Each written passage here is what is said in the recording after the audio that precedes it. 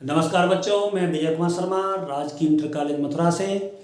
तो बच्चों, आज हम 12th क्लास की भौतिक विज्ञान खंड का की इकाई 5 यानी विद्युत चुम्बकीय तरंगें इलेक्ट्रोमैग्नेटिक वेव्स क्या होती हैं और इनके गुण क्या हैं, इसके बारे में हम चर्चा करेंगे।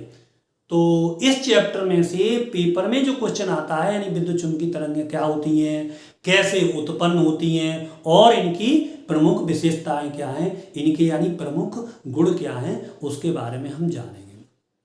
तो किस तरह से बच्चों हम इसको समझेंगे कि अगर मान लीजिए कोई आवेश है, ये स्थिर आवेश है Q, तो जैसा हमने स्थिर वैद्युतिकी में पढ़ा था, अगर ये स्थिर आवेश है तो इसके चारों ओर क्या हो जाएगा, वैद्युत क्षेत्र उत्पन्न हो जाता है, हम जानते हैं। और अगर ये आवेश मान लो गति करने लगे, अगर ये आवेश गति करने लगता है, और गति कैसे करता है, एक नियत वेग से गति करता है। अगर ये आवेश एक नियत वेग से गति करेगा तो इसमें जो तो आवेश प्रवाहित होने लगा तो इसमें विद्युत धारा उत्पन्न होगी। तो ये जो विद्युत धारा उत्पन्न करेगी वो एक समान चुंबकीय क्षेत्र उत्पन्न करती है, क्योंकि आवेश क्या है, एक नियत वेग से गति करता है, ये हम जानते हैं। अगर इसका विपरीत यानी अगर ये आवेश क्या करे, इसके वेग में परिवर्तन हो, यानी वेग कम अधिक हो, परिवर्ती वेग से गमन करता है, परिवर्ती वेग से गमन करता है, या हम कहें त्वरित गति करता है।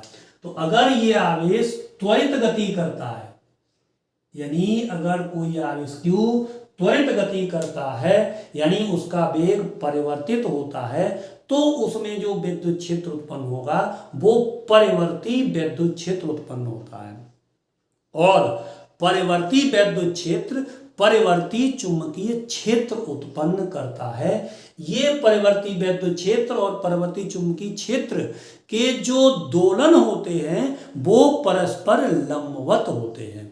तो किस तरह से इसको हम एक चित्र के माध्यम से समझ सकते हैं।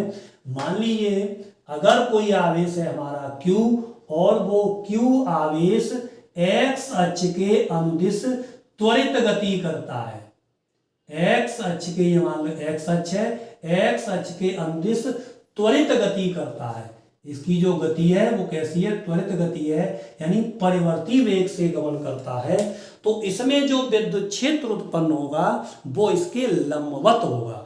तो विद्युत क्षेत्र की दिशा अगर हम मान लें किधर, y अक्ष के अनुदिश है, तो इसके जो दोलन होंगे वो किस तरह से होंगे, इस तरह से उत्पन्न होंगे। ये जो दोलन है इसकी दिशा अगर मैं दिखाऊं तो किस तरह से होंगे, ये हुआ हमारा परिवर्ती विद्युत क्षेत्र, इसके दोलन इस तरह से होंगे।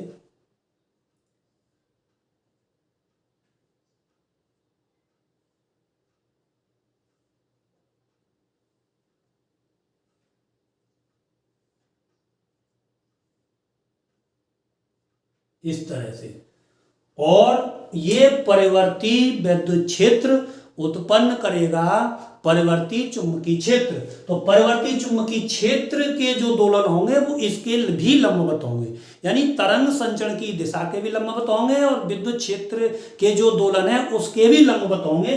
तो वो किधर होंगे, अगर ये मान लो आवेश त्वरित आवेश x अक्ष के अनुदिश गति करता है और y अक्ष के अनुदिश अगर विद्युत क्षेत्र के दोलन होते हैं, तो परिवर्तित चुंबकीय क्षेत्र के जो दोलन होंगे वो इसके होंगे z डायरेक्शन में। किस तरह से होंगे, इस तरह से होंगे। लेकिन इसको चित्र में मैं किस तरह से दिखाऊंगा, चित्र में मैं देखिए इस तरह से होंगे, ये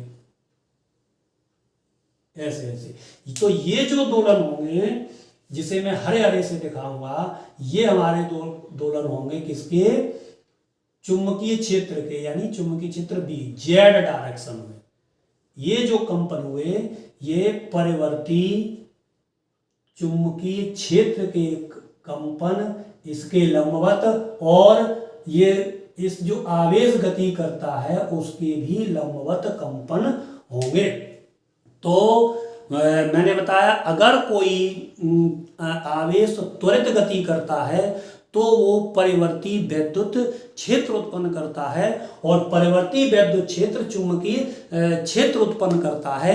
इन दोनों के दोलन परस्पर लंबवत होते हैं, यानी परिवर्ती वैद्युत क्षेत्र और परिवर्ती चुंबकीय क्षेत्र परस्पर लंबवत होते हैं और तरंग संचरण जो आवेश जो गति कर रहा है उसकी कैसे होंगे, लंबवत दिशा में कंपन होते हैं। ये परिवर्ती वैद्युत क्षेत्र इसने उत्पन्न किया परिवर्ती चुंबकीय क्षेत्र, और परिवर्ती चुंबकीय क्षेत्र परिवर्ती विद्युत क्षेत्र, परिवर्ती विद्युत क्षेत्र परिवर्ती चुंबकीय क्षेत्र उत्पन्न करेगा। इस तरह से ये श्रृंखला लगातार बनती रहती है, यानी परिवर्ती विद्युत क्षेत्र ने उत्पन्न किया परिवर्ती चुंबकीय क्षेत्र, परिवर्ती चुंबकीय क्षेत्र ने उत्पन्न किया परिवर्ती विद्युत क्षेत्र। इस तरह से ये श्रृंखला लगातार बनती रहती है और आवेश को ऊर्जा मिलती रहती है। इस ऊर्जा का संचरण जो होता है वो एक तरंग के रूप में होता है, इसलिए इसको बोलते हैं हम वैद्युत चुंबकीय तरंगें, क्योंकि इसमें वैद्युत क्षेत्र भी है और चुंबकीय क्षेत्र भी है। तो यही होती है हमारी वैद्युत चुंबकीय तरंगें। अगर परिभाषा हमें बच्चों लिखनी है तो इसी तरह से लिखेंगे। विद्युत चुंबकीय तरंगें क्या होती हैं, तो विद्युत चुंबकीय तरंगें वे तरंगें होती हैं जो चुंबकीय क्षेत्र और वैद्युत क्षेत्र के परस्पर लंबवत दोलनों से उत्पन्न होती हैं। और कैसे उत्पन्न होती हैं, त्वरित आवेश की गति के कारण उत्पन्न होती हैं, जिसमें वैद्युत क्षेत्र और चुंबकीय क्षेत्र के कम दोलन लंबवत दोलन होते हैं। तो ये हुई हमारी वैद्युत चुंबकीय तरंगें। अब इनके जो गुण हैं वो गुण है, जैसे एक इसकी जो परिभाषा है जैसे मैंने बताया, इसी से गुण हम लिख सकते हैं। पहला गुण तो यही है, ये तरंगें कैसे उत्पन्न होती हैं, ये तरंगें आवेश की त्वरित गति के कारण उत्पन्न होती हैं।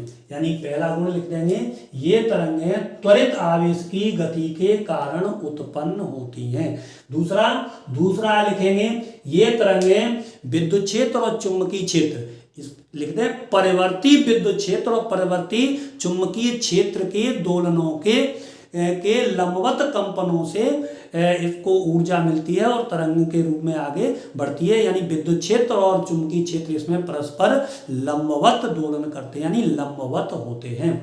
तीसरा गुण लिख देंगे कि ये जो तरंगे हैं तो इसमें देखिए एक कंपन जैसे ऊपर हुआ नीचे हुआ, तो इस ऊपर वाले को श्रृंग नीचे वाले को गर्त, या ये तरंग है तो गर्त श्रृंग गर्त श्रृंग। तो गर्त और श्रृंग के रूप में जो कंपन होते हैं उन्हें हम अनुप्रस्थ तरंगें कहते हैं। यानी ये जो तरंगें हैं, अगली जो विशेषता लिखेंगे, विद्युत चुंबकीय तरंगें कैसी होती हैं, अनुप्रस्थ तरंगें होती हैं। और अगली कि इनके संचरण के लिए किसी माध्यम की आवश्यकता नहीं होती, अर्थात ये निर्वात में भी गमन करती हैं।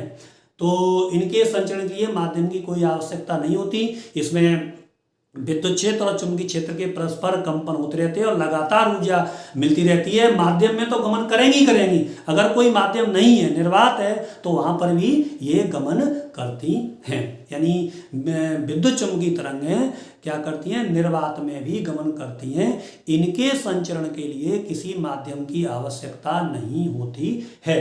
और कैसी तरंग होती हैं, ये अनुप्रस्थ तरंगें होती हैं। अनुप्रस्थ तरंग मतलब जिसमें कंपन यानी दोलन श्रृंग और गर्त के रूप में होते हैं। इनकी जो चाल होती है वो प्रकाश की चाल के बराबर होती है।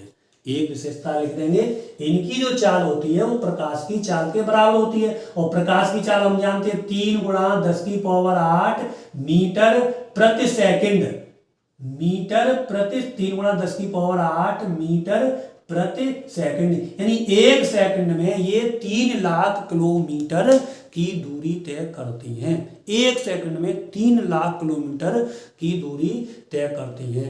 तो प्रकाश की जो तरंगें होती हैं वो क्या होती हैं, विद्युत चुंबकीय तरंगें ही होती हैं, जिसके उनके संचरण के लिए किसी माध्यम की आवश्यकता नहीं है, यानी वो निर्वात में भी गमन करती हैं।